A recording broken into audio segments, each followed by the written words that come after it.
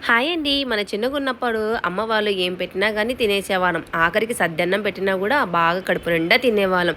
ఇప్పుడున్న పిల్లలు జనరేషన్ చాలా భయంకరమండి బాబోయ్! స్కూల్‌కెళ్తారు గదా! వాళ్ళు ఇవి తెచ్చారు, అవి తెచ్చారు అనేసి ఇంకా ఇంటికి రాంగానే లిస్ట్ అయితే చదివేస్తారనమాట.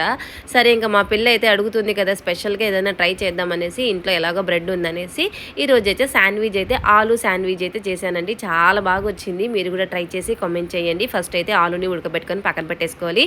ఒక కడాయిలో ఆయిల్ వేసేసుకొని జీరా, ఆనియన్, కారము, పసుపు ఇంకా దానిలోకి సాల్ట్ కొంచెంగా పసుపు వేసేసుకొని బాగా ఫ్రై చేసుకొని పక్కన పెట్టేసుకోవాలి. ఇంకా 4 బ్రెడ్లు అయితే తీసేసుకొని సైడ్ కట్ చేసేసుకొని ఒక సైడ్ మ్యూని, టమాటో సాస్ ఇంకా వేసుకున్న తర్వాత మనం చేసినటువంటి స్టఫ్ మధ్యలో పెట్టేసి ప్యాన్కి బటర్ తగిలిచ్చేసుకొని మంచిగా గోల్డెన్ కలర్ వచ్చిన తర్వాతకి ఇలాగా 2 సైడ్లుగా కట్ చేసేసుకొని బ్రేక్ఫాస్ట్లో తింటే సూపర్గా ఉంటుందండి. మా పిల్లలు భలేగా ఉందని మళ్ళీ అడిగారు.